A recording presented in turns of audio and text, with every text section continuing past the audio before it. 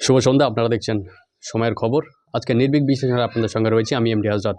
যে বিষয়টা নিয়ে আজকে বলতে এসেছি, শহীদ মিনারের সভা থেকে আজকে নওশাদ সিদ্দিকী এ রাজ্যের তৃণমূল কংগ্রেসকে উৎখাত করার ডাক দিয়েছেন। নওশাদ সিদ্দিকী এ রাজ্যের তৃণমূল কংগ্রেসকে উৎখাত করার ডাক দিয়েছেন এবং তিনি বলেছেন বাম, কংগ্রেস এবং আইএসএফ ঐক্যবদ্ধভাবে লড়বে। আসন্ন বিধানসভা নির্বাচনে একসঙ্গে লড়বে এবং তৃণমূল কংগ্রেসকে ক্ষমতা থেকে সরিয়ে দেবে। উনি দ্ব্যর্থহীন ভাষায় বলেছেন যে যেভাবেই হোক তৃণমূল কংগ্রেসকে এ রাজ্যে হারাতে হবে। তার জন্য যারা সেকুলার ধর্মনিরপেক্ষ মানসিকতার যে সমস্ত দলগুলো রয়েছে, বাম, কংগ্রেস এবং তাদের সঙ্গে জোট হবে এবং জোট করে 2026 সালের বিধানসভা নির্বাচনে তৃণমূল কংগ্রেসকে হারাতে বদ্ধপরিকর ইন্ডিয়ান সেকুলার ফ্রন্টের চেয়ারম্যান বিধায়ক নওশাদ সিদ্দিকী। শহীদ মিনারের আজকে ভরা ভরা সভা থেকে থেকে ভিড়, সেখান থেকে উনি দ্ব্যর্থহীন ভাষায় বললেন আজকে জোট হবে। নওশাদের এই জোটের বার্তায় স্বতঃস্ফূর্তভাবে অধীর চৌধুরী আজকে বললেন যুক্তিসঙ্গত কথা বলেছে। ওনার প্রতিক্রিয়া, নওশাদ যুক্তিসঙ্গত কথা বলেছেন, জোট হওয়া উচিত। বর্তমান রাজ্য যা পরিস্থিতি সেখানে জোট হওয়া উচিত। বক্তা অধীর চৌধুরী, অর্থাৎ উনিও জোটের পথ খোলা রাখছেন, ইতিবাচক মনোভাব দেখিয়েছেন অধীর চৌধুরী। আপনাদের হয়তো মনে রয়েছে, আমরাও জানি 2021 সালে বিধানসভা নির্বাচনে যখন আইএসএফের সঙ্গে জোটের বিষয়ে কথা হচ্ছিল, সেই সময় কংগ্রেসের অধীর চৌধুরীর কিছুটা অনিচ্ছা ছিল, কিছুটা চাপের মুখে উনি আইএসএফকে স্বীকার করেছিলেন জোটে। ব্রিগেডে, সেই বামেদের ঐতিহাসিক ব্রিগেড আমরা দেখেছিলাম, লক্ষ লক্ষ মানুষের ভিড়। বক্তব্য দিচ্ছিলেন অধীর চৌধুরী। সেই সময় মঞ্চে উপস্থিত হন আইএসএফের প্রতিষ্ঠাতা আব্বাস সিদ্দিকী। মাঝখানেই উনি রুষ্ট হয়ে বক্তব্য থামিয়ে দিয়েছিলেন এবং মঞ্চ থেকে নেমে যেতে চাইছিলেন। মাঝখানে বিমান বসু, ফ্রন্ট চেয়ারম্যান বিমান বসুর মধ্যস্থতায় কোনো রকমে সেই পরিস্থিতিকে ম্যানেজ করেছিল সে সময়, আমরা দেখেছিলাম। আজকে উনি সে কথাও বললেন। উনি বললেন 2021 সালে আইএসএফের যে নেতৃত্বে যারা ছিলেন তাদের কথার সঙ্গে কংগ্রেসের আদর্শগত মিল খাপ খায় না অন্তত আদর্শের সঙ্গে। সেজন্য আমার আপত্তি ছিল। কিন্তু বর্তমানে আইএসএফের নেতৃত্ব দিচ্ছেন যে ছেলেটা, অর্থাৎ পরিষ্কারভাবে নওশাদ সিদ্দিকীর কথা বললেন, তার কথা আমার খারাপ লাগে না, তাই জোট হতেই পারে। অধীর চৌধুরী কথা বললেন আজ, অর্থাৎ জোটের পথ উনি সরাসরি খোলা রাখলেন। ওনার আব্বাসের সঙ্গে সমস্যা ছিল, কিন্তু নওশাদের সঙ্গে সমস্যা নেই, পরিষ্কার জানালেন আজকে অধীর চৌধুরী। সিপিএমের সুজন চক্রবর্তী কি বললেন আজকে? উনি বললেন সময়ের দাবি, জোট হওয়া উচিত। বর্তমান যে রাজ্যের পরিস্থিতি, সেক্ষেত্রে ধর্মনিরপেক্ষ ভোট, বিজেপি এবং তৃণমূলের বাইরে যে সমস্ত শক্তিগুলো রয়েছে, যে সমস্ত মানুষ বিজেপি এবং তৃণমূলকে পছন্দ করে না, তাদের সামনে শক্তিশালী একটা বিকল্প তুলে ধরা উচিত, বললেন সুজন চক্রবর্তী। আমরা যদি শক্তিশালী একটা বিকল্প তুলে না ধরি তাহলে মানুষ কোথায় যাবে? তাই সেকুলার ধর্মনিরপেক্ষ মনোভাবের যে সমস্ত ভোটার রয়েছেন তাদের সামনে একটা শক্তিশালী জোট আমাদের উপর দেওয়া উচিত, সুজন চক্রবর্তী বললেন। অর্থাৎ উনিও জোটের বিষয়ে খোলাখুলি ইতিবাচক মনোভাব দেখালেন। অর্থাৎ জোট হচ্ছে। আবারও একবার আমরা দেখতে পাচ্ছি সংযুক্ত মোর্চা সম্ভবত হতে চলেছে, বাম, কংগ্রেস, আইএসএফ। সেখানে হুমায়ুন কবিরের দল থাকবে কিনা সেটা সময়ের প্রশ্ন। সময় আসলেই সেই উত্তর আমরা পাবো সময়ের সঙ্গে সঙ্গে। অবশ্য হুমায়ুন কবিরকে নিয়ে আপাতত কোনো চর্চা নেই। তবে বাম, কংগ্রেস, আইএসএফ জোট হচ্ছে, এটা মোটামুটি পাকা ধরতে পারেন আপনারা। এবার কে কত সিটে লড়বে, সিট শেয়ারিং কিভাবে হবে, সেটা নিয়ে আলোচনা রয়েছে। নওশাদ সিদ্দিকী আজকে আরও একটা কথা বললেন যে এ মাসের মধ্যেই, অর্থাৎ এই জানুয়ারি 2026 সালের জানুয়ারি মাসের মধ্যেই জোটের আলোচনা উনি পাকা করতে চাইছেন, যাতে আটঘাট বেঁধে, কোমর বেঁধে যাতে ভোটের ময়দানে নামতে পারে নেতাকর্মীরা।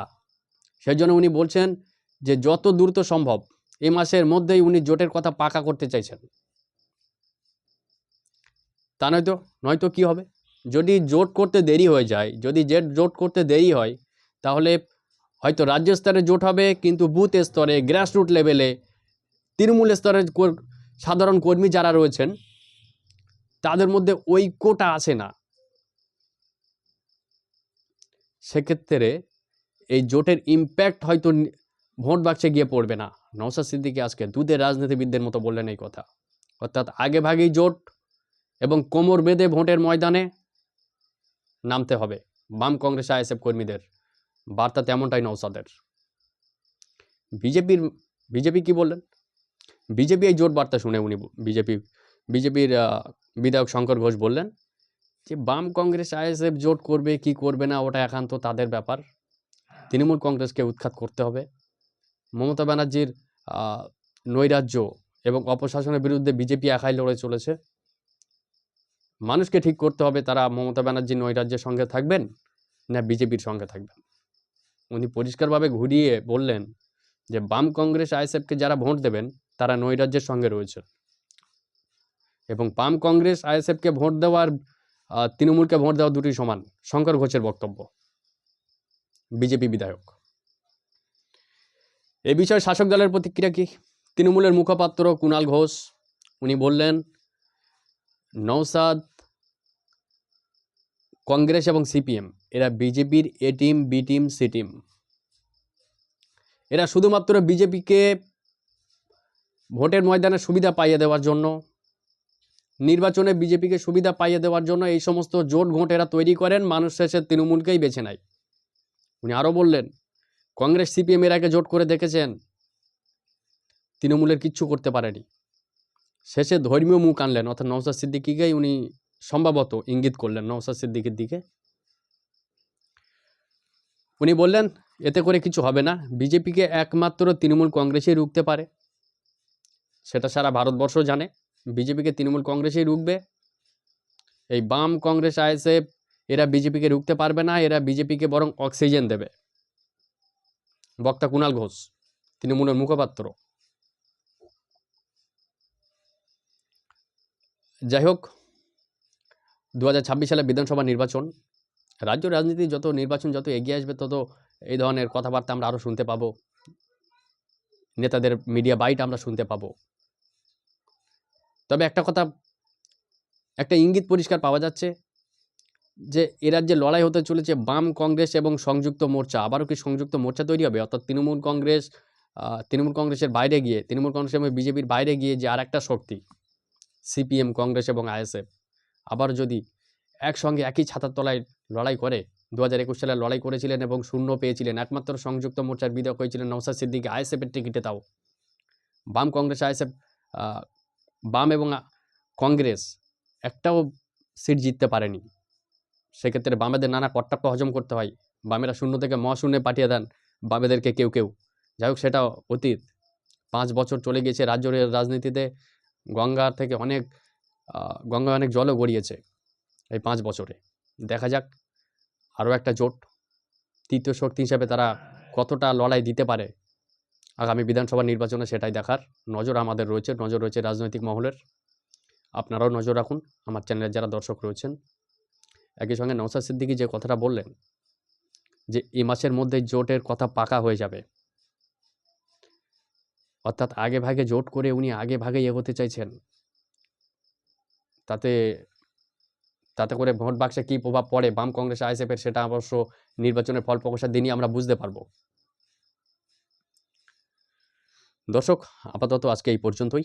এই বিষয়ে আপনাদের মতামত অবশ্যই কমেন্ট বক্সে বলবেন। আর একই সঙ্গে বাম কংগ্রেস আইএসএফ জোট বিজেপি অথবা তৃণমূলের বাইরে গিয়ে কি একটা বিকল্প হিসাবে উঠে আসতে পারবে, সে বিষয়ে আপনাদের মতামত দেবেন। তৃতীয় শক্তি হিসাবে বাম কংগ্রেস আইএসএফ জোট নির্বাচন অন্তত কতটা ফাইট দিতে পারবে বিজেপি এবং তৃণমূল কংগ্রেসকে, সেই বিষয়ে আপনাদের মতামত অবশ্যই দেবেন। আজকে আপাতত এই পর্যন্তই। ভিডিওটা শেয়ার করবেন। একই সঙ্গে আমার চ্যানেলের যারা নতুন দর্শক আছেন তাদের উদ্দেশ্যে বলবো আমার চ্যানেলটাকে সাবস্ক্রাইব করে রাখবেন, যাতে আমার চ্যানেলে ভিডিও আপলোডের সঙ্গে সঙ্গে সবার আগে আপনার কাছে পৌঁছায়। ধন্যবাদ।